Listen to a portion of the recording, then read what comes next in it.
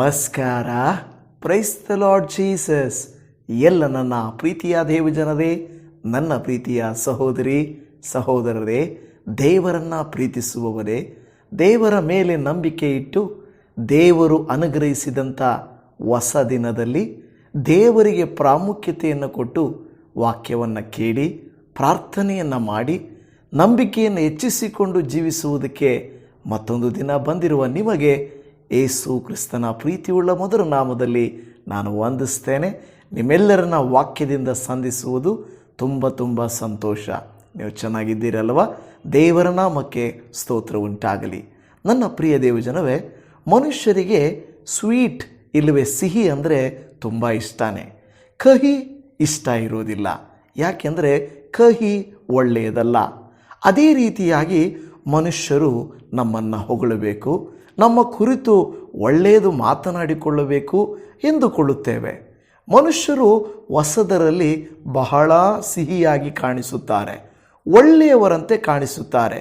ಆದರೆ ಅವರ ಜೊತೆಯಲ್ಲಿ ನಾವು ಒಡನಾಟ ಮಾಡುತ್ತಾ, ಸಮಯವನ್ನು ಕಳೆಯುತ್ತಾ, ನಮ್ಮದನ್ನು ಕೊಡುತ್ತಾ ನಾವು ನಡೆಯುತ್ತಾ ಇರುವಾಗ ಅವರ ಅಸಲಿ ರೂಪ ನಮಗೆ ಗೊತ್ತಾಗ್ಬಿಡುತ್ತದೆ. ನಿಮಗೆ ಮೊದಲು ಸಿಹಿ ಇದ್ದು ನಂತರ ಕಹಿಯಾಗುವುದು ಬೇಕಾ? ಮೊದಲು ಕಹಿಯಾಗಿದ್ದು ನಂತರ ಸಿಹಿಯಾಗುವುದು ಬೇಕಾ? ಕ್ವಶನ್ ಅರ್ಥ ಆಯ್ತಾ ನಿಮಗೆ? ನನ್ನ ಪ್ರಿಯ ದೇವಜನವೇ, ನಮ್ಮ ಜೀವಿತದಲ್ಲಿ ಸ್ವಲ್ಪ ಕಾಲ ಕಹಿ ಬಂದರೂ ಪರವಾಗಿಲ್ಲ, ದೀರ್ಘಕಾಲ ಸಿಹಿಯಾಗಿರಬೇಕು. ಸ್ವಲ್ಪ ಕಾಲ ಕಷ್ಟ ಬಂದರೂ ಪರವಾಗಿಲ್ಲ, ಹೆಚ್ಚು ಕಾಲ ನಮಗೆ ಸುಖ ಸಂತೋಷ ಬೇಕು. ಕೆಲವರ ಜೀವಿತದ ಮೂಲಕವಾಗಿ, ಕೆಲವರ ಮೂಲಕ ನಾವೇನಾಗುತ್ತೇವೆ ಗೊತ್ತಾ? ದುಃಖಕ್ಕೆ ಒಳಗಾಗುತ್ತೇವೆ. ಸ್ವಲ್ಪ ಸಿಹಿ ಹೆಚ್ಚು ಕಹಿಯಾಗುತ್ತದೆ. ಆದರೆ ನಾವು ಬಯಸಬೇಕಾಗಿರುವಂಥದ್ದು ಸ್ವಲ್ಪ ಕಹಿ ಆದರೂ ಪರವಾಗಿಲ್ಲ, ಹೆಚ್ಚು ಸಿಹಿಯಾಗಿರಬೇಕು. ಮನುಷ್ಯರ ಒಡನಾಟ, ಮನುಷ್ಯರೊಟ್ಟಿಗೆ ಹೆಚ್ಚಿಗೆ ನಾವು ಹಚ್ಚಿಕೊಳ್ಳುವುದು, ಕೊಡುವುದು, ಪ್ರೀತಿಸುವುದು, ಪ್ರಾಮುಖ್ಯ ಕೊಡುವುದು, ಹೀಗೇನೆ ಸ್ವಲ್ಪ ಸಿಹಿ, ಮಿಕ್ಕಿದ್ದೆಲ್ಲ ಕಹಿ. ಆದರೆ ದೇವರ ಬಳಿಯಲ್ಲಿ ಹೇಗೆ ಗೊತ್ತಾ? ಆತನ ಕರೆ, ಆತನ ಆಹ್ವಾನ, ಆತನ ಪ್ರಾಥಮಿಕ ಕಾರ್ಯಗಳು ಕಹಿಯಾಗಿದ್ದರೂ ನಮ್ಮ ಜೀವಿತ ಪೂರ್ತಿ ಸಿಹಿಯಾಗಿ ಮಾಡುತ್ತಾರೆ. ಈಗ ನಾನು ಹೇಳಿದ ಈ ಕಾರ್ಯಗಳನ್ನು ದೇವರ ವಾಕ್ಯಗಳಲ್ಲಿ ನೋಡೋಣ ಬನ್ನಿ. ಈ ದಿನದ ಮುಖ್ಯವಾದಂಥ ದೇವರ ವಾಕ್ಯವು ಯೆಹೆಜ್ಕೇಲನ ಗ್ರಂಥ 3ನೇ ಅಧ್ಯಾಯ 14ನೇ ವಚನ. ದೇವರಾತ್ಮವು ನನ್ನನ್ನು ಎತ್ತಿಕೊಂಡು ಹೋಯಿತು, ನಾನು ಯೆಹೋವನ ಹಸ್ತಸ್ಪರ್ಶದಿಂದ ತುಂಬ ಪರವಶನಾಗಿದ್ದು ವ್ಯಥೆಗೊಳ್ಳುತ್ತಾ ಮನಸ್ತಾಪ ಪಡುತ್ತಾ ನಡೆದೆನು. Hallelujah, amen. ಇಲ್ಲಿ ನೀವು ಗಮನಿಸುವಾಗ ಯೆಹೆಜ್ಕೇಲನು ಮೊದಲನೇದಾಗಿ ಹೇಳುತ್ತಾ ಇದ್ದಾನೆ, ನಾನು ಕರ್ತನ ಹಸ್ತಸ್ಪರ್ಶದಿಂದ ಪರವಶನಾದೆನು. ಓಕೆನಾ? ಇದನ್ನು ಗಮನಿಸಿರಿ. ನಾನು ಕರ್ತನ ಹಸ್ತಸ್ಪರ್ಶದಿಂದ ಪರವಶನಾದೆನು. ಒಳ್ಳೆಯದೇ ತಾನೇ ಅದು?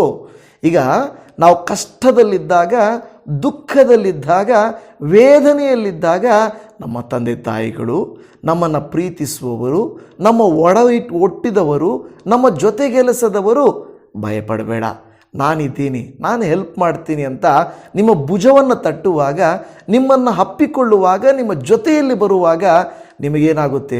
ಅಬ್ಬ, ನನಗಂತ ಯಾರಾದರೂ ಒಬ್ಬರು ಇದ್ದಾರೆ ಬಿಡಿ, ನನಗಂತ ಹೆಲ್ಪ್ ಮಾಡೋಕ್ಕೆ ನನ್ನವರು ಇದ್ದಾರೆ ಬಿಡಿ ಅಂತೇಳಿ ನಿಮಗೇನಾಗುತ್ತೆ? ಪರವಶವಾಗುವುದು ಅಂದರೆ ಸಂತೋಷವಾಗುವುದು, ಒಂದು ಸಮಾಧಾನ ಬರುವುದು ಆಗುತ್ತದೆ. ಇಲ್ಲಿ ಗಮನಿಸಿರಿ, ಕರ್ತನ ಹಸ್ತಸ್ಪರ್ಶದಿಂದ ನಾನು ಪರವಶನಾದೆನು.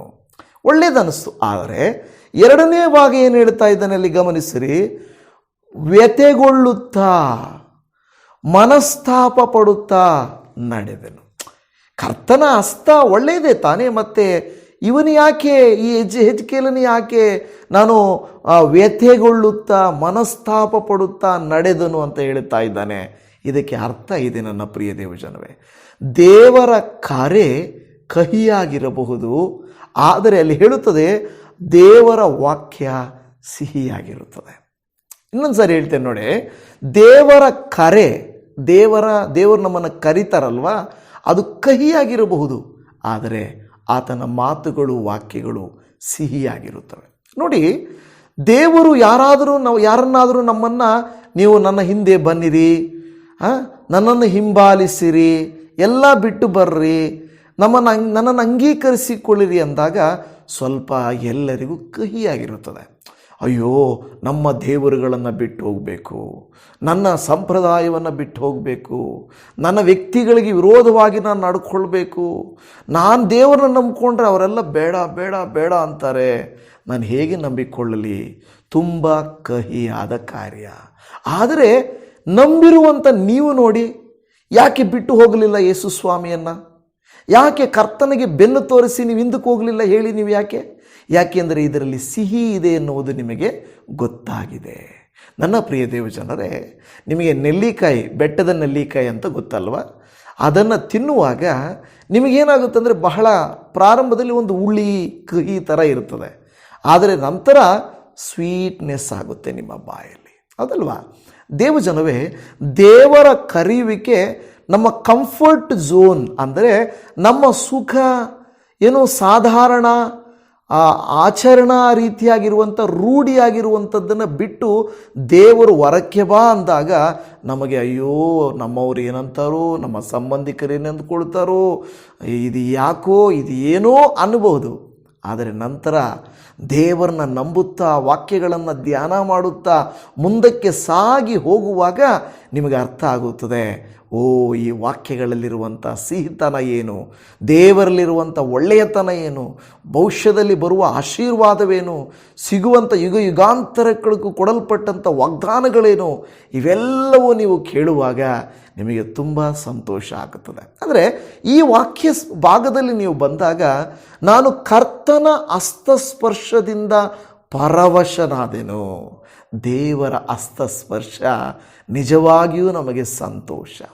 ದೇವಜನವೇ, ರಾತ್ರಿಯ ಜಾವಗಳಲ್ಲಿ ಕೆಲವರಿಗೆ ಈ ಕೆಲವು ಬೇರೆ ಹಸ್ತಸ್ಪರ್ಶಗಳು ಬರುತ್ತವೆ.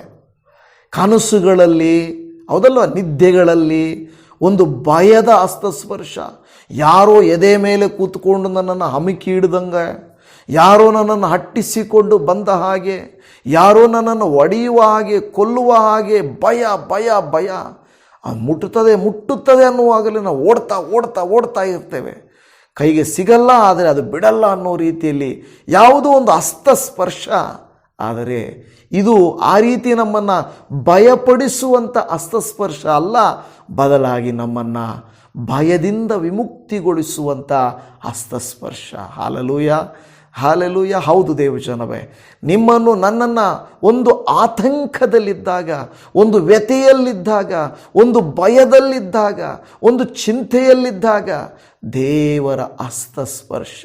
ಯಾರೋ ನಮ್ಮನ್ನು ಮಗಳೇ, ಮಗನೇ, ನಾನಿದ್ದೇನಲ್ವಾ, ನಾನು ಸಹಾಯ ಮಾಡ್ತೇನಲ್ವಾ ಎನ್ನುವ ಸ್ವರ, ಸ್ಪರ್ಶ ನಮಗೆ ಬಂದಾಗ, ದೇವರೇ ಥ್ಯಾಂಕ್ಸ್ ಅಪ್ಪ, ನನಗೊಂದು ಧೈರ್ಯ ಕೊಟ್ಟಿದ್ದಕ್ಕಾಗಿ ನಿನಗೆ ಧನ್ಯವಾದ. ಎಲ್ಲರೂ ಕೈ ಬಿಟ್ಟಾಗ ನನ್ನ ಜೊತೆಯಲ್ಲಿ ನೀವಿರುವುದಕ್ಕಾಗಿ ಧನ್ಯವಾದ ಯೇಸುವೆ ಎಂದು ಹೇಳುವಂಥ ಮಾತನ್ನು ನೀವು ಅನುಭವ ಮಾಡ್ತೀರಲ್ವ? ಕರ್ತನಲ್ಲಿ ಪ್ರಿಯ ದೇವಜನವೇ, ಕರ್ತನ ಹಸ್ತವು ಬಹಳ ಏನಾಯಿತು, ಪರವಶವಾಯಿತು ಆತನಿಗೆ. ಆದರೆ ನಂತರ ವ್ಯಥೆ, ಮನಸ್ತಾಪ ಪಡುತ್ತಾ ನಡೆದನು. ಕಾರಣ ಏನು ಗೊತ್ತಾ? ಯಾವಾಗ ಈ ಒಂದು ಜಡ್ಜ್ಮೆಂಟ್ ಅಂತ ಬರುತ್ತದೋ, ನ್ಯಾಯ ತೀರಿಸುವಿಕೆ ಅನ್ನುವಂಥ ಕಾರ್ಯ ಬರುತ್ತದೋ, ಒಂದು ಕಡೆ ಸಂತೋಷ, ಇನ್ನೊಂದು ಕಡೆ ದುಃಖ, ಹೌದಲ್ವ? ದೇವರನ್ನ ನಂಬಿದ್ದಕ್ಕೆ ಕೆಲವರ ಜೀವಿತದಲ್ಲಿ ಸಂತೋಷ, ಇನ್ನು ಸ್ವಲ್ಪ ಸಮಯದಲ್ಲಿ ದುಃಖ. ನೋಡಿ, ಜನರು ನಮ್ಮನ್ನು, ಸಂಬಂಧಿಕರು ನಮ್ಮನ್ನು, ನಮ್ಮವರು ನಮ್ಮನ್ನು ವಿರೋಧಿಸುವಾಗ ದುಃಖ ಆಗ್ತದೆ. ದೇವರ ವಾಗ್ದಾನಗಳು, ದೇವರ ಮಾತುಗಳನ್ನು ಕೇಳುವಾಗ ನಮಗೆ ಸಂತೋಷ ಆಗ್ತದೆ. ಸ್ವಲ್ಪ ಈ ಕಡೆ, ಸ್ವಲ್ಪ ಆ ಕಡೆ, ಸ್ವಲ್ಪ ಈ ಕಡೆ, ಸ್ವಲ್ಪ ಆ ಕಡೆ. ಆದರೆ ದೃಢವಾಗಿರ್ರಿ. ಪ್ರಾರಂಭದಲ್ಲಿ ನಮಗೆ ಕಹಿಯಾಗಿರಬೇಕೇ ಹೊರತು ದೇವರ ಕರೆ ನಂತರ ಅಲ್ಲ. ದೇವರ ಕರೆ ಕಹಿಯಾಗಿರಬಹುದು, ಆದರೆ ದೇವರ ವಾಕ್ಯ ಸಿಹಿಯಾಗಿರುತ್ತದೆ. ಆದರೆ ಅದರ ಅರ್ಥ, ನನ್ನ ಉದ್ದೇಶ, ನಾವು ಅದು ಲೋಕವನ್ನು ಬಿಟ್ಟು ಬರುವುದು ನಮಗೆ ಕಹಿ, ಆದರೆ ದೇವರಲ್ಲಿರುವುದು ನಮಗೆ ಸಿಹಿ. ಹಾಲೆಲೂಯಾ, ಕರ್ತನ ನಾಮಕ್ಕೆ ಸ್ತೋತ್ರ ಉಂಟಾಗಲಿ. ದೇವರ ವಾಕ್ಯದಲ್ಲಿ ಹೇಳುವಂಥದ್ದು ದೇವರಾತ್ಮನವನನ್ನು ಎತ್ತಿದನು ಎಂದು ಹೇಳುವಂಥ ಮಾತಾಗಿದೆ.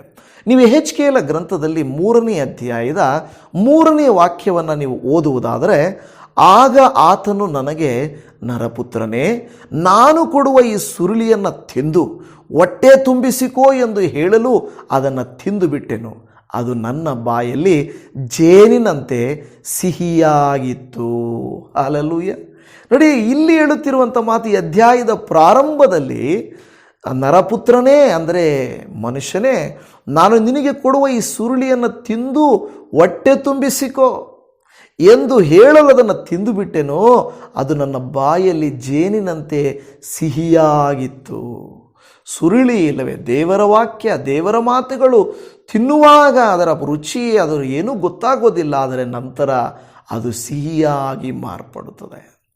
ನನ್ನ ಪ್ರಿಯ ದೇವಜನವೇ, ನೋಡಿ, ಪ್ರತಿನಿತ್ಯ ನೀವು ಯಾಕೆ ದೇವರ ವಾಕ್ಯಗಳನ್ನು ಆಲಿಸ್ತೀರಾ? ಯಾಕೆ ಆಲಿಸ್ತೀರಾ? ಕಹಿಯಾಗಿರುವುದರಿಂದಲ್ಲ ಅಲ್ಲ. ಪ್ರಾರಂಭದಲ್ಲಿ ಅವುಗಳನ್ನು ಕೇಳಲಿಕ್ಕೂ ಅರ್ಥ ಮಾಡಿಕೊಳ್ಳಲಿಕ್ಕೂ ಆ ವಾಕ್ಯಗಳಂತೆ ನಡೆಯಲಿಕ್ಕೂ ನಿಮಗೆ ಕಷ್ಟವಾದರೂ, ನಡೆದರೆ, ಹಿಂಬಾಲಿಸಿದರೆ, ಅನುಸರಿಸಿದರೆ ನಿಮಗೆ ಸಿಹಿಯಾಗಿ ದೇವರು ಮಾರ್ಪಡಿಸುತ್ತಾರೆ. ನನ್ನ ಬಯಕೆ ಏನು ಗೊತ್ತಾ? ಪ್ರತಿನಿತ್ಯ ದೇವರು ನಿಮ್ಮನ್ನು ಪ್ರಾರಂಭದಲ್ಲಿ ಗದರಿಸುವಂತೆ, ಎಚ್ಚರಿಸುವಂತೆ, ನಿಮಗೆ ದೇವರ ವಾಕ್ಯ ಇದ್ದರೂ ಅದನ್ನು ಪೂರ್ತಿ ನೀವು ಕೇಳುವಾಗ, ಅಪ್ಪ, ಒಂದು ಸಂತೃಪ್ತಿ ಆಯಿತು, ನಿನ್ನ ವಾಕ್ಯವನ್ನು ಕೇಳಿದಾಗ ನನಗೆ ಏನೋ ಒಂದು ಧೈರ್ಯ ಅಪ್ಪ, ಏನೋ ಒಂದು ಆನಂದ ಅಪ್ಪ, ಇದರಲ್ಲಿರುವಂಥ ಶಕ್ತಿ ನನಗೆ ಸಿಕ್ಕಿದೆ ಅಪ್ಪ ಅಂತ ಹೇಳಿಬಿಟ್ಟು ನೀವು ಧೈರ್ಯಗೊಳ್ಳುತ್ತೀರಿ. ನೀವು ನೋಡ್ತೇವೆ, ಅವನ ಬಾಯಲ್ಲಿ ಜೇನಿನಂತೆ ಸಿಹಿಯಾಗಿತ್ತು. ಜೇನಿನಂತೆ ಸಿಹಿಯಾಗಿತ್ತು. ಇವತ್ತು ನಾನು ನಿಮಗೊಂದು ಪ್ರಶ್ನೆ ಕೇಳುತ್ತೇನೆ. ನಿಮಗೆ ದೇವರ ವಾಕ್ಯಗಳು ಸಿಹಿಯಾಗಿ ಮಾರ್ಪಟ್ಟಿವೆಯಾ, ಇನ್ನೂ ಕಹಿಯಾಗಿವೆಯಾ? ನಾನು ವಿಷಯ ಹೇಳುತ್ತೇನೆ.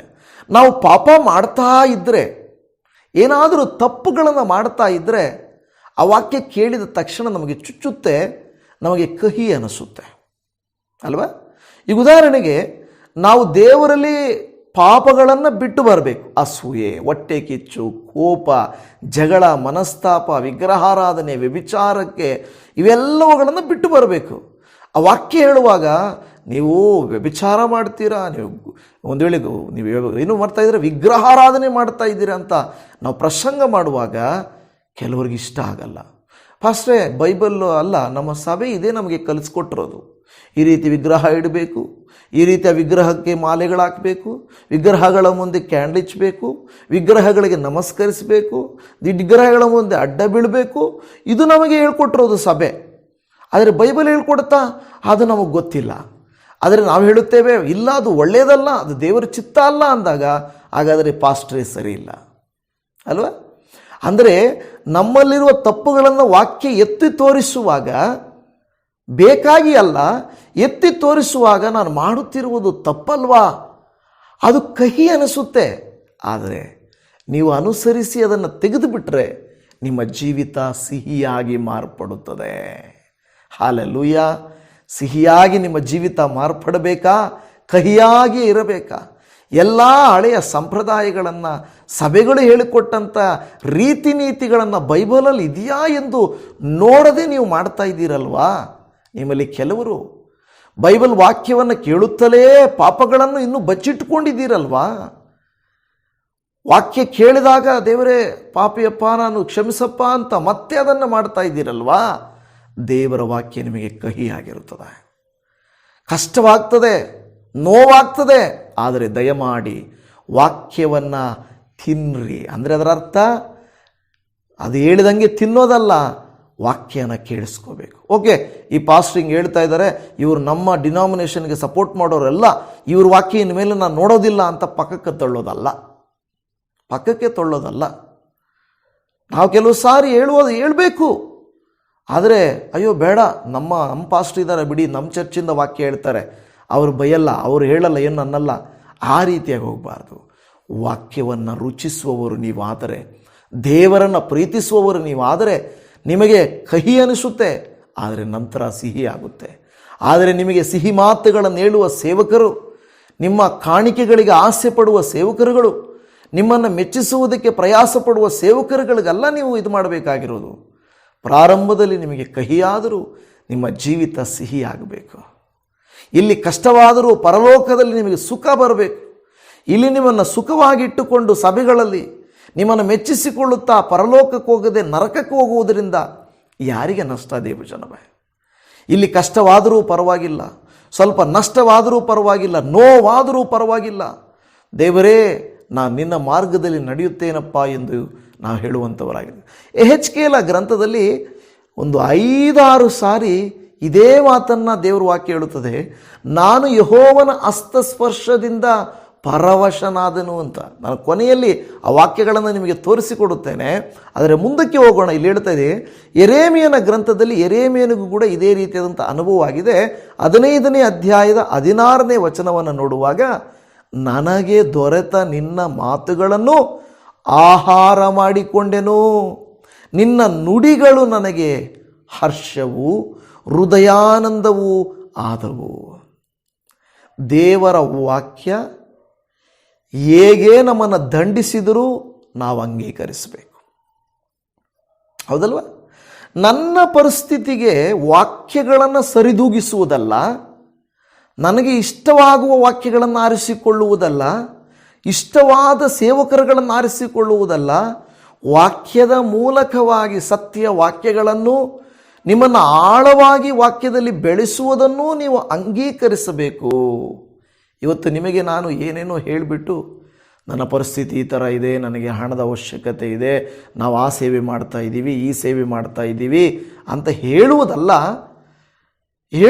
ದೇವರಿಗೆ ನಮ್ಮ ಅಗತ್ಯತೆ ಗೊತ್ತು. ಆದರೆ ನಾನು ನಿಮ್ಮಿಂದ ಏನೋ ಆದಾಯ ಮಾಡಿಕೊಳ್ಳಲಿಕ್ಕಾಗಿ ಅಲ್ಲ, ದೇವರ ಸೇವೆ ಮಾಡಬೇಕು. ನಾನು ಹೇಳಿದ ಹಾಗೆ 20ನೇ ತಾರೀಕು ಸೋಮವಾರ ಚಿತ್ರದುರ್ಗ ಜಿಲ್ಲೆ, ಚಿತ್ರದುರ್ಗ ಪಟ್ಟಣದಲ್ಲಿ ಮೆಡೆಹಳ್ಳಿ ಅನ್ನುವಂಥ ಮೆದಹಳ್ಳಿಯ ಮೆಡೆಹಳ್ಳಿ ನನ್ನಿದೆ. ನಾನು ಅಡ್ರೆಸ್ ಹಾಕ್ತೇನೆ. ದಯಮಾಡಿ ಯಾರಾದರೂ ಅಕ್ಕಪಕ್ಕದಲ್ಲಿದ್ದರೆ ಆ ಮೀಟಿಂಗ್ಗೆ ಬನ್ನಿ ನೀವು, ಓಕೆನಾ? ಚಿತ್ರದುರ್ಗದ ಹತ್ತಿರ ಇರುವಂಥ ಮೆದೆಹಳ್ಳಿ, ಅಲ್ಲಿ ನೀವು ದಯಮಾಡಿ ಬನ್ನಿ. ನಾನು ಹೇಳೋದೇನೆಂದರೆ, ದೇವರ ವಾಕ್ಯಗಳಿಗೆ ಕಿವಿಗೊಡಿರಿ, ಪ್ರಾರ್ಥನೆಗಳಲ್ಲಿ ಭಾಗವಹಿಸಿರಿ. ದೇವರು ಮಾತನಾಡ್ತಾರೆ. ನಾವು ಕೂಡ ಕರ್ನಾಟಕದ ಎಲ್ಲ ಕಡೆಗಳಲ್ಲಿ ಸಭೆಗಳಲ್ಲೆಲ್ಲ ಹೊರಗಡೆ ಹೋಗಿ ಔಟ್ರೀಚ್ ಮಾಡಿ ದೇವರ ವಾಕ್ಯವನ್ನು ಸಾರಬೇಕಂತಿದೆ. ಸಭೆಗಳಲ್ಲಿ ಅವಕಾಶ ಕೊಟ್ಟರೆ ಖಂಡಿತ ಮಾಡ್ತೇವೆ, ಆದರೆ ಸಭೆಗಳಲ್ಲಿ ನಮಗೆ ಅವಕಾಶ ಕೊಡಲ್ಲ.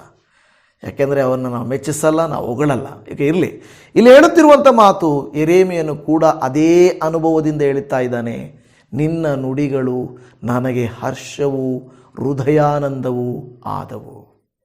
ಪ್ರಾರಂಭದಲ್ಲಿ ನಿಜವಾಗಿಯೂ ಕಹಿ ಅನಿಸುತ್ತದೆ, ಸಿಹಿ ಅನಿಸೋದಿಲ್ಲ. ಆದರೆ ನಂತರ ಗೊತ್ತಾಗ್ತದೆ, ಓ ಎಂಥ ಒಳ್ಳೆ ಆಶೀರ್ವಾದ, ಎಂಥ ಒಳ್ಳೆ ಜೀವಿತ, ಓ ನಾನು ಆರಿಸಿಕೊಂಡಿದ್ದಕ್ಕೆ ಧನ್ಯನು, ಯೇಸುವನ್ನು ನನ್ನ ಸ್ವಂತ ರಕ್ಷಕನಾಗಿ ಅಂಗೀಕಾರ ಮಾಡಿಕೊಂಡಿದ್ದಕ್ಕೆ ಧನ್ಯನು.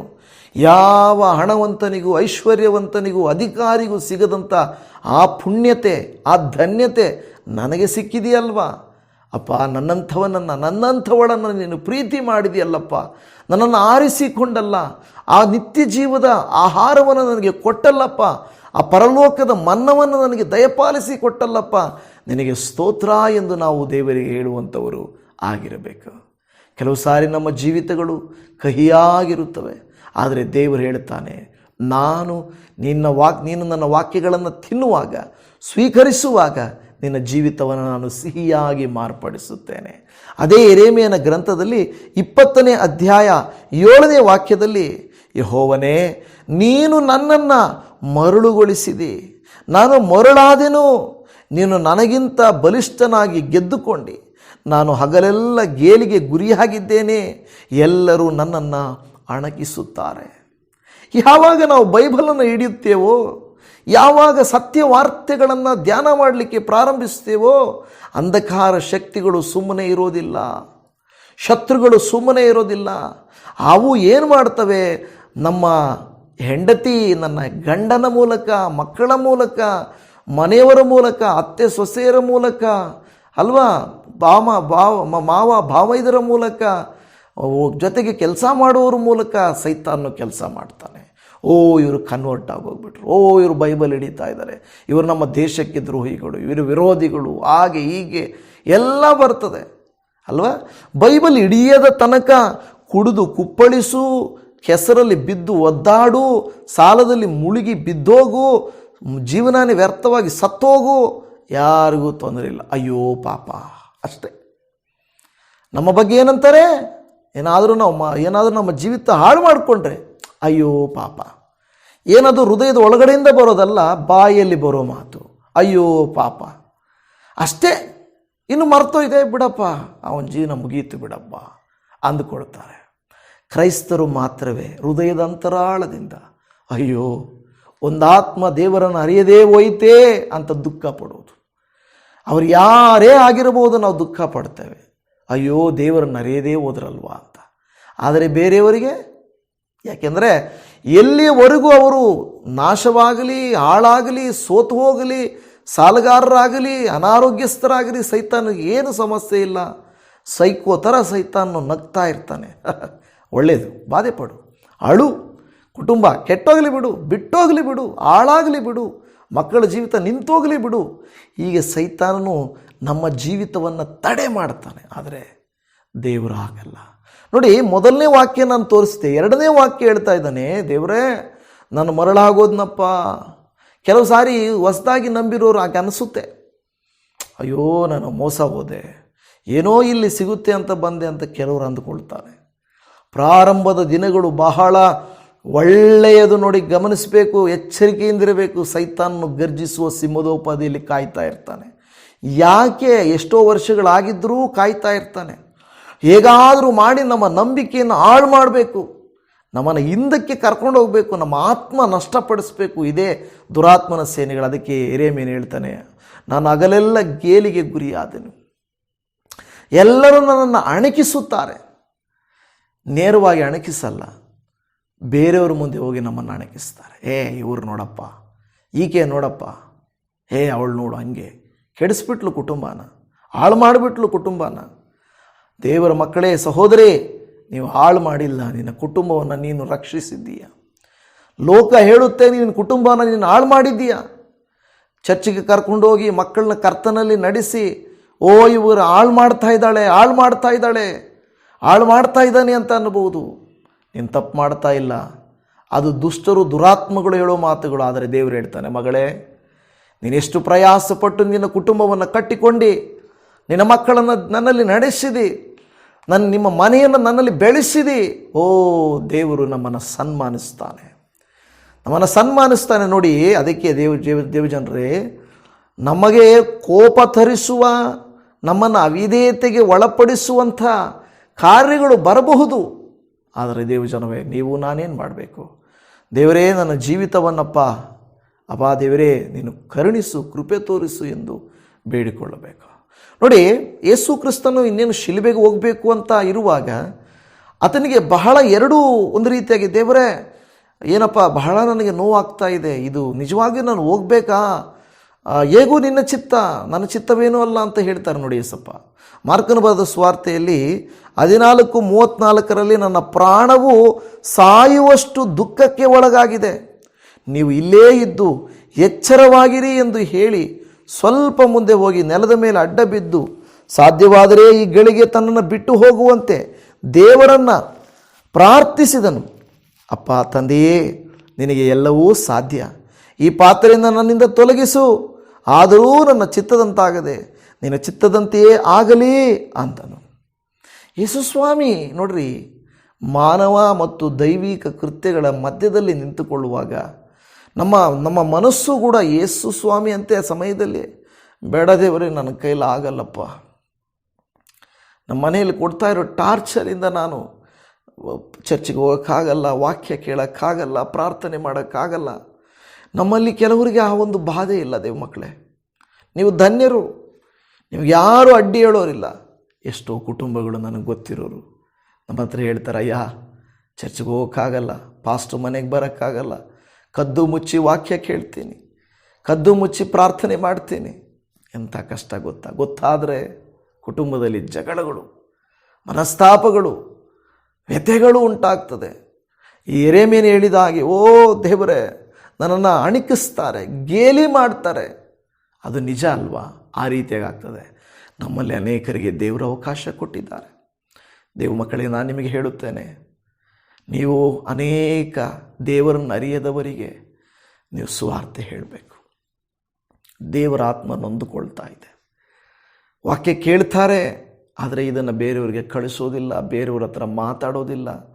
ವಾಕ್ಯದಿಂದ ಉತ್ತೇಜಿಸಿ, ಚಿಂತೆ ಮಾಡಬೇಡ ಸಹೋದರಿ, ನೀನು ಕಷ್ಟ ಅನುಭವಿಸ್ತಾ ಇದ್ದೆ, ನನಗೆ ಗೊತ್ತು. ನೋಡಿ, ವಾಕ್ಯ ಹೇಳ್ತದೆ, ಆರಂಭದಲ್ಲಿ ಕಹಿ, ಅದರಲ್ಲಿ ನಂತರ ಸಿಹಿ ಆಗುತ್ತೆ. ಕಹಿಯ ಸಂದರ್ಭದಲ್ಲಿ ಬಿಟ್ಟುಬಿಡಬೇಡ, ಸ್ವಲ್ಪ ಸಮಯ ಅದು ಕಹಿಯಾಗಿರುತ್ತದೆ. ಮೆಡಿಸಿನ್, ಔಷಧಿಗಳು ಕಹಿ ಇರ್ತದೆ ಪ್ರಾರಂಭ, ಇಂಜೆಕ್ಷನ್ ನೋವಿರ್ತದೆ ಪ್ರಾರಂಭ, ಆದರೆ ನಂತರ ಅದು ಬಿಡುಗಡೆ ಆಗ್ತದೆ. ಅದೇ ರೀತಿಯಲ್ಲಿ ದೇವರ ವಾಕ್ಯ ನಮಗೆ ಔಷಧಿ, ಮದ್ದು. ಅದು ನಮ್ಮನ್ನು ಬಲಪಡಿಸುವಂಥದ್ದು, ನಮ್ಮನ್ನು ಧೈರ್ಯಪಡಿಸುವಂಥದ್ದು ಆಗಿದೆ ಅಂತ ದೇವರ ವಾಕ್ಯ ಹೇಳುತ್ತಾ ಇದೆ. ಯೆಹೆಜ್ಕೇಲನು ಮತ್ತೆ 3ನೇ ಅಧ್ಯಾಯದ 15ನೇ ವಾಕ್ಯದಲ್ಲಿ ಹೇಳುತ್ತಾ ಇದೆ, ಆಗ ಸೆರೆಯಾಗಿ ಒಯ್ಯಲ್ಪಟ್ಟು ಖೇಬಾರ್ ನದಿಯ ಹತ್ತಿರ ತೇಲ್ ಅಬೀಬಿನಲ್ಲಿ ವಾಸವಾಗಿದ್ದವರ ಬಳಿಗೆ ಬಂದು ಅವರು ಕೂತಿದ್ದ ಸ್ಥಳದಲ್ಲಿಯೇ ಕೂತುಕೊಂಡೆನು. 7 ದಿವಸ ಅಲ್ಲೇ ಅವರ ಮಧ್ಯದಲ್ಲಿ ಸ್ತಬ್ಧನಾಗಿ ಇದ್ದು ಬಿಟ್ಟೆನು. ಅಲ್ಲಿ ಹೋಗಿ ಅವ್ರಿಗೆ ಜಡ್ಜ್ಮೆಂಟ್ ಹೇಳಬೇಕಾಗಿತ್ತು. ನಾನು ಹೋಗಿ ಏನು ಹೇಳಬೇಕೋ ಗೊತ್ತಿಲ್ಲ, ಹೇಳಿದ್ರೆ ಅವ್ರು ಅಂಗೀಕರಿಸ್ತಾರ ಗೊತ್ತಿಲ್ಲ. 7 ದಿವಸ ಸ್ತಬ್ಧನಾಗಿ ಕೂತು ಬಿಟ್ಟೆನು. ಕೆಲವು ಸಾರಿ ನಮ್ಮ ಬಾಯಿ ಕೂಡ ಅದೇ ರೀತಿಯಲ್ಲಿ ಎಲ್ಲಿ ಜನರು ಬೇಸ ಮಾಡ್ಕೊಳ್ತಾರೋ ಅಂತ ಅನಿಸುತ್ತದೆ. ಯೆಹೆಜ್ಕೇಲನು ಕೂಡ ಸ್ತಬ್ಧನಾಗಿ ಕೂತ್ಬಿಟ್ಟ. 7 ಡೇಸ್ ಏನೂ ಮಾತಾಡ್ದಿರ. ಮಾತಾಡೋದು ಸುಲಭ, ಏನು ಮಾತಾಡದೇ ಇರೋದು ತುಂಬ ಕಷ್ಟ. ನನ್ನ ಪ್ರಿಯದ ಜನ, 7 ದಿವಸ ಸ್ತಬ್ಧನಾಗಿ ಇದ್ದು ಬಿಟ್ಟೆನು. ಕೆಲವು ಸಾರಿ ನಾವು ಕೂಡ ಈ ರೀತಿಯಾಗಿ ಆಗೋಗ್ಬಿಡ್ತೇವೆ. ನೋಡಿ, ನಾನು ಹೇಳಿದೆ ಕೊನೆಯಲ್ಲಿ ಈ ಒಂದು ಅಧ್ಯಾಯಗಳಲ್ಲಿ ಯೆಹೆಜ್ಕೇಲನ ಗ್ರಂಥದಲ್ಲಿ 4-5 ಕಡೆಯಲ್ಲಿ ಇದೇ ವಾಕ್ಯವನ್ನು ದೇವರ ಆತ್ಮನು ಪದೇ ಪದೇ ಯೆಹೆಜ್ಕೇಲನಿಗೆ ತೋರಿಸುವುದನ್ನು ನಾವು ನೋಡುತ್ತಾ ಇದ್ದೇವೆ. ನೀವು ಯೆಹೆಜ್ಕೇಲನ ಗ್ರಂಥ 1ನೇ ಅಧ್ಯಾಯ 3ನೇ ವಚನವನ್ನು ಓಡ್ರಿ. ಅಲ್ಲಿ ಯೆಹೋವನ ಹಸ್ತಸ್ಪರ್ಶದಿಂದ ಅವನು ಪರವಶನಾದನು. ಯೆಹೆಜ್ಕೇಲ 3:22 ನೋಡ್ರಿ, ನಾನು ಯೆಹೋವನ ಹಸ್ತಸ್ಪರ್ಶದಿಂದ ಪರವಶನಾಗಿರಲು. ಯೆಹೆಜ್ಕೇಲನ ಗ್ರಂಥ 8ನೇ ಅಧ್ಯಾಯ 1ನೇ ವಾಕ್ಯ, ಕರ್ತನಾದ ಯೆಹೋವನ ಹಸ್ತಸ್ಪರ್ಶದಿಂದ ನಾನು ಪರವಶನಾದೆನು. ಯೆಹೆಜ್ಕೇಲ ಗ್ರಂಥ 37ನೇ ಅಧ್ಯಾಯ 1ನೇ ವಾಕ್ಯ, ನಾನು ಯೆಹೋವನ ಹಸ್ತಸ್ಪರ್ಶದಿಂದ ಪರವಶನಾಗಿರಲು ಎಂದು ಹೇಳುತ್ತಾ ಇದೆ. ಹಲ್ಲೆಲೂಯ. ವಾಕ್ಯ ಮತ್ತೆ 3:14 ಈಗಾಗಲೇ ನಾವು ಓದಿದ, ಅಲ್ಲಿ ಕೂಡ ಯೆಹೋವನ ಹಸ್ತಸ್ಪರ್ಶದಿಂದ ತುಂಬ ನಾನೇನಾದನು, ಪರವಶನಾದನು. ಒಂದು 5-6 ಸಾರಿ ಯೆಹೆಜ್ಕೇಲನು ಹೇಳ್ತಾ ಇದ್ದಾನೆ, ಕರ್ತನ ಹಸ್ತಸ್ಪರ್ಶದಿಂದ ನಾನು ಪರವಶನಾದೆನು. ಇವತ್ತು ನಿಮಗೆ ಕರ್ತನ ಹಸ್ತಸ್ಪರ್ಶ ಬೇಕಾ? ಪರವಶರಾಗಬೇಕಾ? ಪರವಶರಾದರೆಂದರೆ ಕರ್ತನ ಹಸ್ತಸ್ಪರ್ಶದಿಂದ ಸಂತೋಷವಾಗುವುದು, ನಿರೀಕ್ಷೆಯಿಂದಿರುವುದು, ಧೈರ್ಯದಿಂದಿರುವುದು, ಬಲಗೊಳ್ಳುವುದು, ಭಯರಹಿತರಾಗುವುದು. ಯೇಸು ಸ್ವಾಮಿ ನಿಮ್ಮನ್ನು ಸ್ಪರ್ಶಿಸಲಿ. ನನ್ನ ಭಯಕ್ಕೆ ದುಷ್ಟನು ನಿಮ್ಮನ್ನು ಮುಟ್ಟಬಾರದು, ದೇವರು ನಿಮ್ಮನ್ನು ಮುಟ್ಟಲಿ. ಹಲ್ಲೆಲೂಯ. ಕರ್ತನ ನಾಮಕ್ಕೆ ಸ್ತೋತ್ರ ಉಂಟಾಗಲಿ. ಕರ್ತನ ಹಸ್ತಸ್ಪರ್ಶವು ನಿಮ್ಮನ್ನು ಸ್ಪರ್ಶಿಸಲಿ. ಆಮೇನ್. ಪ್ರಾರ್ಥನೆ ಮಾಡಿಕೊಳ್ಳೋಣ. ಪರಮ ತಂದೆಯಾದ ದೇವರೇ, ಈ ದಿನ ಯೆಹೆಜ್ಕೇಲನ ಮೂಲಕವಾಗಿ ನಮ್ಮೊಟ್ಟಿಗೆ ಮಾತನಾಡಿದ್ದಕ್ಕಾಗಿ ನಿಮಗೆ ಸ್ತೋತ್ರ. ನಿಜ ಸ್ವಾಮಿ, ಸತ್ಯ ಮಾರ್ಗದಲ್ಲಿ ಸತ್ಯವಾಕ್ಯಗಳನ್ನು ಕೇಳಿ ಸತ್ಯದೇವರನ್ನು ಅಂಗೀಕಾರ ಮಾಡಿಕೊಂಡು ನಡೆಯುವುದು ಕಹಿ ಅನುಭವ. ಅನೇಕರ ಕೆಂಗಣ್ಣಿಗೆ, ಅನೇಕರ ಗೇಲಿಗೆ, ಅನೇಕರ ಅವಮಾನಕ್ಕೆ ನಾವು ಗುರಿಯಾಗುತ್ತೇವೆ. ಆದರೆ ದೇವರೇ, ನಂತರ ದೇವರೇ ಅದು ಸಿಹಿಯಾಗಿ ಮಾರ್ಪಡುತ್ತದೆ. ನೀವೇ ಯೆಹೆಜ್ಕೇಲನಿಗೆ ಹೇಳಿದಿರಿ, ಯೆರೆಮೀಯನಿಗೆ ಹೇಳಿದಿರಿ, ಸಿಕ್ಕುವಾಗ ದೇವರ ವಾಕ್ಯಗಳ ನನ್ನ ಮಾತುಗಳನ್ನು ಆಹಾರ ಮಾಡಿಕೊಳ್ಳಿರಿ. ಅವು ಆರಂಭದಲ್ಲಿ ಕಹಿಯಾಗಿರುತ್ತವೆ, ಆದರೆ ನಂತರ ಅವು ಸಿಹಿಯಾಗುತ್ತವೆ. ಅಪ್ಪ, ನಾವು ನಿಮ್ಮನ್ನು ಕಂಡುಕೊಂಡಾಗ ನಮ್ಮ ಜೀವಿತ ಸಿಹಿಯೇನೂ ಅಲ್ಲ, ಕಹಿಯಾಗಿತ್ತು. ಆದರೆ ನೀವು ನಮ್ಮ ಜೀವಿತವನ್ನು ಸಿಹಿಯಾಗಿ ಮಾರ್ಪಡಿಸಲಿಕ್ಕೆ ಶಕ್ತನಾದ ದೇವರಾಗಿದ್ದೀರಾ. ಸ್ತೋತ್ರ. ಭಯದಿಂದ, ವ್ಯಥೆಯಿಂದ, ಅವಮಾನದಲ್ಲಿ ಗುರಿಯಾಗಿ ಸ್ತಬ್ಧರಾಗಿ ಸುಮ್ಮನೆ ಕೂತಿರುವ, ಏನು ಮಾತಾಡಬೇಕು, ಏನು ಹೇಳಬೇಕು ಗೊತ್ತಿಲ್ಲದ ಇವರ ಜೀವಿತಗಳಲ್ಲಿ ಇದೇ ಅನುಭವ ನೀವು ಕೊಟ್ಟರೆ ನೀವು ಹೇಳ್ತೀರಾ, ಮಗಳೇ ಸ್ವಲ್ಪ ಸಹಿಸಿಕೋ. ಕಹಿತನ ಇದೆಯಾ? ಕಹಿಯಾಗಿದೆಯಾ ನಿನ್ನ ಜೀವಿತ? ನಾನಿದ್ದೇನೆ ಎಂದು ಹೇಳುವ ಕರ್ತನು ನೀವಾಗಿದ್ದೀರಿ. ನಿಮಗೆ ಸ್ತೋತ್ರ, ನಿಮಗೆ ಸ್ತೋತ್ರ. ದೇವಾಯು ವಾಕ್ಯವನ್ನು ಆಲಿಸಿದಂಥ ಪ್ರತಿ ಸಹೋದರಿ ಸಹೋದರನ ಮೇಲೆ ನಿನ್ನ ಹಸ್ತದ ಸ್ಪರ್ಶವು ಸ್ಪರ್ಶಿಸಲೇ ಇವರು ಪರವಶರಾಗಲಿ. ಆಮೇನ್, ಆಮೇನ್, ಆಮೇನ್, ಆಮೇನ್. ನೀವು ಇವರನ್ನು ಸ್ಪರ್ಶಿಸಿರಿ. ನಿಮ್ಮ ವಾಕ್ಯಗಳು ಸಾಂಪ್ರದಾಯಗಳಲ್ಲ, ಸಭೆಗಳಲ್ಲ, ಸೇವಕರ ಮಾತುಗಳಲ್ಲ. ನಿನ್ನ ವಾಕ್ಯವು ಇವರ ಆಹಾರವಾಗಲಿ. ನಿನ್ನ ಮಾತುಗಳು ಇವರ ಜೀವಿತದಲ್ಲಿ ಕರ್ತನೆ ಯಾವಾಗಲೂ ಸದಾ ಸ್ಥಿರವಾಗಿರಲಿ ಎಂದು ಬೇಡಿಕೊಳ್ಳುತ್ತಾ ಇದ್ದೇವೆ.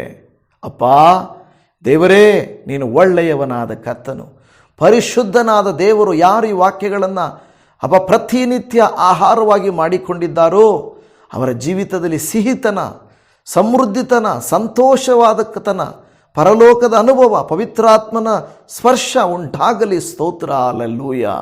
ನೀನು ತಾನೇ ಗುಣಪಡಿಸು, ಸೌಖ್ಯಪಡಿಸು, ಒದಗಿಸು, ಆಶೀರ್ವದಿಸು, ಅನುಗ್ರಹಿಸು ಎಂದು ಬೇಡಿಕೊಳ್ಳುತ್ತಾ ಇದ್ದೇವೆ. ಖಂಡಿತವಾಗಿ ಮೊರೆಯನ್ನು ನೀವು ಆಲಿಸಿದ್ದೀರಾ. ಸೇರಿ ಬಂದು ವಾಕ್ಯಗಳನ್ನು ಇದುವರೆಗೂ ಆಲಿಸಿದಂಥ ಈ ಕುಟುಂಬವನ್ನು, ಈ ಸಹೋದರಿಯನ್ನು, ಈ ಸಹೋದರನನ್ನು, ಹಿರಿಯರನ್ನು, ಮಕ್ಕಳನ್ನು, ಕೆಲವರು ಬಲಹೀನರಲ್ಲಿ ಬಿದ್ದಿದ್ದಾರಲ್ಲಪ್ಪ, ಹಾಸಿಗೆಯಲ್ಲಿದ್ದಾರೆ ದೇವರೇ, ನಡೆಯಲಿಕ್ಕಾಗದೆ ಅನೇಕ ತೊಂದರೆಗಳಿಂದ ದೇವರೇ ಬಲಹೀನತೆಯಲ್ಲಿ ಕರ್ತನೇ ಕೇಳಿಸ್ಕೊಳ್ತಾ ಇದ್ದಾರೆ ಅಷ್ಟೇ. ಏನು ಮಾಡೋಕ್ಕಾಗದೆ ಸ್ಥಿತಿ ಇದೆ. ನಿಮ್ಮ ಸ್ಪರ್ಶವನ್ನ ಮುಟ್ಟಲಿ. ಆಮೇನ್, ಆಮೇನ್, ಆಮೇನ್. ನೀನು ಮುಟ್ಟಪ್ಪ. ಅವರ ನಿಷ್ಕ್ರಿಯಗೊಂಡ ದೇಹ, ನಿಷ್ಕ್ರಿಯಗೊಂಡ ಆದಾಯ, ನಿಷ್ಕ್ರಿಯಗೊಂಡಿರುವಂಥ ಎಲ್ಲ ಜೀವಿತ ಯೇಸು ನಾಮದಲ್ಲಿ ಹಲ್ಲೆಲೂಯ ಪ್ರಾರಂಭವಾಗಲಿ. ಸ್ತೋತ್ರ. ಈ ಒಂದು ವಾಕ್ಯಪ್ಪ, ಸುಂದರ ವಾಕ್ಯವನ್ನು ಮಟ್ಟಿಗೆ ಮಾತನಾಡಿದ್ದಕ್ಕಾಗಿ ಸ್ತೋತ್ರ. ನೀವೇ ಮಹಿಮೆ ಹೊಂದಿರಿ. ಸೇರಿ ಬಂದಂಥ ಎಲ್ಲ ದೇವ ಮಕ್ಕಳನ್ನು ಆಶೀರ್ವದಿಸಿ ಇವತ್ತಿನ ದಿನವೆಲ್ಲ ಒಂದು ಸಂತೋಷದ, ಸಮೃದ್ಧಿಯ, ದೇವರ ವಾಕ್ಯದ ಬಲದಿಂದ ತುಂಬಿದವರಾಗಿ ನಡೆಯುವುದಕ್ಕೆ ಕೃಪೆ ತೋರಿಸಬೇಕೆಂಬುದಾಗಿ ನಮ್ಮ ರಕ್ಷಕನೂ ಕರ್ತನು, ನಮ್ಮೊಟ್ಟಿಗೆ ಮಾತನಾಡುವಾತನು, ನಮ್ಮನ್ನು ಬಲಪಡಿಸಿ ನಮ್ಮ ಕಹಿಯಾದ ಜೀವಿತವನ್ನು ಸಿಹಿಯಾಗಿ ಮಾಡುವಾತನು, ನಮ್ಮನ್ನು ಸ್ಪರ್ಶಿಸಿ ಪರವಶ ಮಾಡುವಾತನಾಗಿರುವ ನಜರೇತಿನ ಯೇಸು ಕ್ರಿಸ್ತನ ಪ್ರೀತಿಯುಳ್ಳ ಮಧುರವಾದ ನಾಮದಲ್ಲಿ ಪ್ರಾರ್ಥಿಸುತ್ತೇವೆ ಪರಮ ತಂದೆಯೇ. ಆಮೇನ್, ಆಮೇನ್, ಆಮೇನ್. ನನ್ನ ಪ್ರಿಯ ದೇವಜನರೇ, ನೀವೆಲ್ಲರೂ ಇದುವರೆಗೂ ವಾಕ್ಯವನ್ನು ಆಲಿಸಿದ್ದಕ್ಕಾಗಿ ನಾನು ಧನ್ಯವಾದ ಸಲ್ಲಿಸ್ತೇನೆ. ಕರ್ತನು ನಿಮ್ಮನ್ನು, ನಿಮ್ಮ ಕುಟುಂಬಗಳನ್ನು ಆಶೀರ್ವಾದ ಮಾಡಲಿ. Shalom. Praise the lord Jesus. Amen.